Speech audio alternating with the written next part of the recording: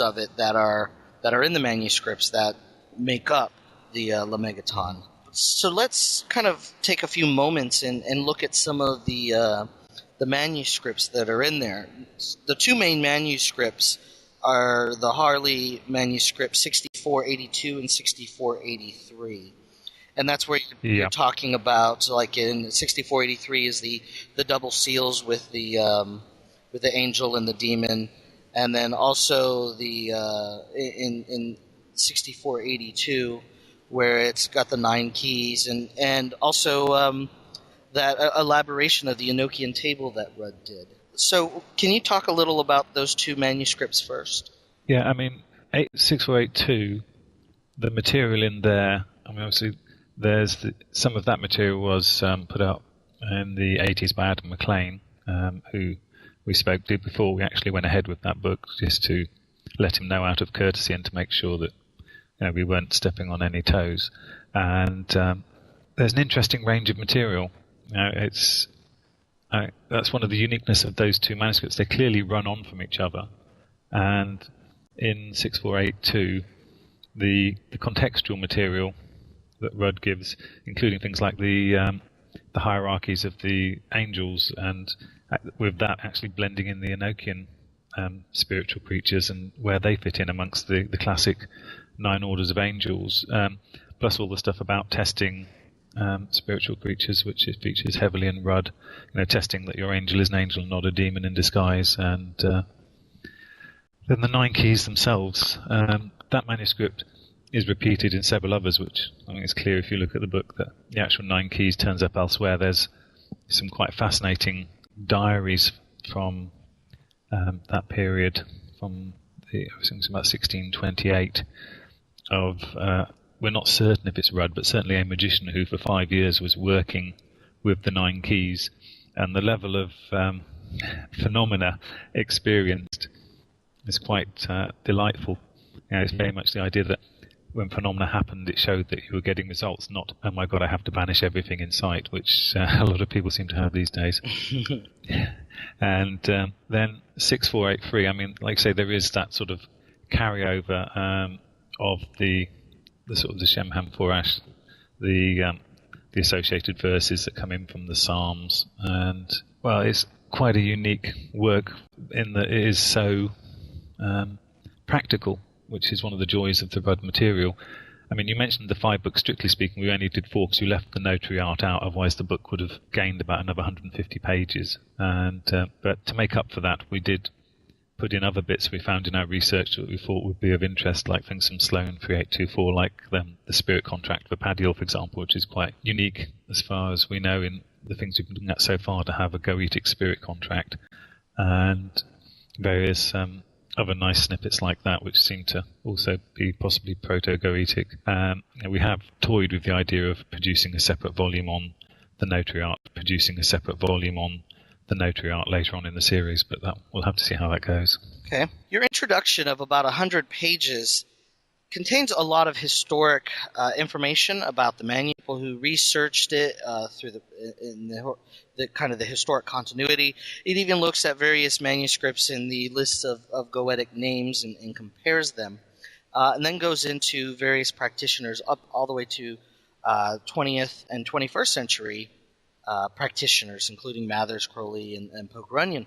So do you kind of consider this, the major is this kind of like the first kind of look at this and this continuity, or are there other books out there also that kind of would do the same thing or complement this? I think that, if I remember correctly, Peterson looks at some of the editions, but perhaps not people in the same way. So it may be that we are the first to do that, but as it's an ongoing tradition, we felt it was appropriate to look at people who have been involved with publishing the editions of the book in modern times. Of all the grimoires, the Goetia is one of the ones that really seems to grab people's attention, and we can see that by the level of interest there's always been in it ever since Crowley nicked Mathers's edition. Let's kind of address that, because you're not very favorable to Crowley in your introduction. No, I mean, Crowley's edition, I think there are a lot of flaws in it, because It was early in his magical career. I don't think he fully got it, a point that was made by Alan Bennett to him. You've been dabbling with the Goetia, and Crowley denies it, and Bennett saying, well, it's been dabbling with you. So I think that it is relevant to demonstrate that it does have this appeal through to modern times. And I also think it's relevant when you have people who are doing stuff to push the boundaries, like Pope Runyon, that they be given credit for actually making the effort. So many people just want to rehash, which is not really the best approach as far as we're concerned. Make rare material available in the public forum, but it's also really important to make material where people are pushing the boundaries and trying out new things. And when it's people who have experience, so it's not a case of just doing what they like, but actually building on solid foundations, then I think it's very relevant to draw that to people's attention so they know they can go and look elsewhere and see what other conclusions people have come to and how that resonates for them. In your introduction, you look at the Steganographia, and there's been a lot of speculation about the cryptographic aspects of it, and was it used for spying or things like that. And you actually are presenting a very different kind of aspect. Instead of it being a mechanism for a person to talk to another person, you're saying it's a mechanism for the magician to talk to angels. Can you expand on that? Well, I mean, as the precursors probably to the Enochian tables, we sort of thought perhaps we should look more at the magic of it rather than just assuming it's purely for cryptography.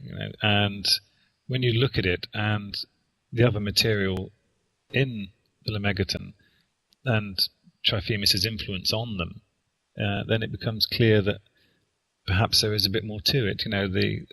Actually with names being derived from tables, the tables that encrypt can also produce names. So, as we said in the book, like the idea of instant email to the spirits, that the idea of communicating in a holy language is one that's very appealing. And of course, cryptography and sorcery do go hand in hand. It's a point we do make in the book. So I think the idea of barbarous names has an appeal going back to ancient Greece and beyond, and that we felt that Triphemus was doing more than just trying to work out ways to send messages from person to person, and that it just seemed more logical that it would be a way to communicate directly with the angels. Funnily enough, although I may have dissed Crowley a little earlier, we can't ignore he did do a lot of fantastic work, and that's something we see in a way in Crowley's work, when the way he would test a spirit or somebody who was possessed with only giving the first letter of each word in a sentence to prove that it was a genuine connection. And that's something that Crowley took on board, and again, in my experience, seems to be quite often lacking these days. That's very present in the grimoires, this whole idea of actually testing an entity that you get and not just taking its word for it, that it's who it says it is. And so I think from that point of view, being able to communicate directly like that is very appealing. Now, the idea, though, of kind of setting up a cryptographic message to the angels is not a new idea, you say, or maybe it's been represented in kind of more modern works by, say, like Spare, and how he takes like phrases or words or sentences and kind of turns them into a talisman. Yeah, I mean, and then again with Spare, though, I mean, if Agrippa's 3 books of occult philosophy, he presents reduction sigillization. There's something that people often seem to ignore, is that is not a 20th century technique. That is something that we see Agrippa discussing very lucidly in his work. So, and again, Agrippa, like Paracelsus, disciples of Triphemus. So a lot of these things have precedence a lot earlier back. People seem to want to reinvent the wheel a lot of the time when there is actually a great deal of benefit to be had by going back to the sources. Well, I've been reading in some other books lately, and it was talking about Johannan Alimano. Are you familiar with him? He was a mid-15th century Jewish practitioner. He was in Italy, and he was very involved with the Kabbalah, but he, going against kind of like the rabbinical thoughts, he was combining Kabbalah with magic and astrology and Platonic philosophy, and coming up with a great kind of manuscripts. Pico della Mirandola, is that who you said? Sorry. No. This is a different person named Johannan Alimano. Oh, right. No, I don't think that's not one I've really come across. It sounds interesting, though. Yeah, he is. He saw Solomon as kind of like his prototype. That he was kind of like the highest example of the Renaissance magus. He had all the virtues and so forth. I mean, he wrote mostly in Kabbalistic sources or for the Jewish community. He wrote like a commentary on the Song of Songs and also wrote a book called The Desire of Solomon, things like that. But, I mean, he was also kind of doing what you're talking about, taking a lot of these sources and kind of synthesizing them. I mean, there's actually a huge history going back to the 14th to 15th century. And I'm just wondering, in your opinion, do you think a lot of these because we're talking about all of these manuscripts that are very heavily Jewish influenced, with Solomon using angels and the hierarchies of angels coming out of the Judaic tradition using Hebrew and things, but it's mostly coming from non-Jews. Do you think like the whole like historical continuity is coming from this time when there was this interaction between the Jewish Kabbalic scholars and then the Christian humanists who were kind of like fusing all of these things together in both their communities and expanding on it?